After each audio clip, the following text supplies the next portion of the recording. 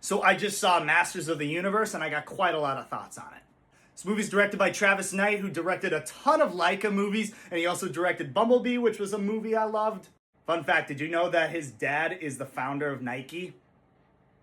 That's how he keeps making movies. He has enough money to keep him going. And to be honest, this was a movie I wasn't that excited about, to be honest with you. I didn't grow up on He-Man at all. It was a little past my time, and when that reboot series came out when I was younger, I had zero interest in it. The main reason I saw this movie is because my friends Richard and Joey, the two dudes from Two Dudes Presents Our Feature Presentation, shout out to that podcast, listen to it if you haven't listened to it, they loved this movie. So I was meaning to check it out because of that.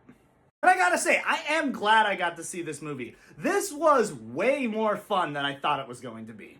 They just have a lot of fun with the 80s cheese. It doesn't take itself too seriously, but it also doesn't feel like it's talking down to its audience.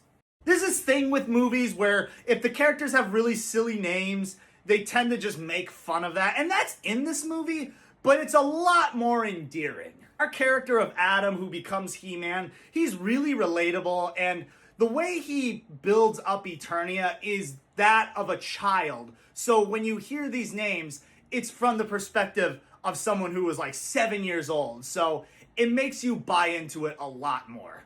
And I really loved how colorful this movie looks. It's full of CGI, but the costumes have so much color to them. It really feels alive. It didn't mute all the colors and color grading like some Marvel movies I've seen. Also, Skeletor and Evil Lyn, they are probably the best part of the movie. They are so funny. I don't like who they picked to play Skeletor.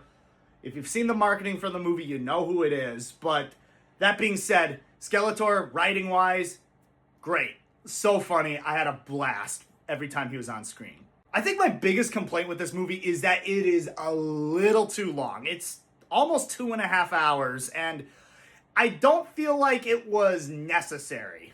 We do get a lot of character build up in the beginning, and that was necessary, and we do get to learn about Adam and really get to spend a lot of time with him, but there are just some things where I'm just like, you could have made that a little shorter, and it could have cut a little bit of time on it. You could have made it 2 hours. It didn't need to be 20 minutes longer. I am disappointed this isn't doing well in the box office. Last time I checked, it barely cracked 100 million. So I hope this does better when it gets on streaming. It's probably going to be like the D&D movie. That didn't do well in theaters, but it did really well in streaming. So I hope this gets a second life. So have you seen Masters of the Universe? What was your favorite He-Man toy to have growing up? Let me know in the comments down below.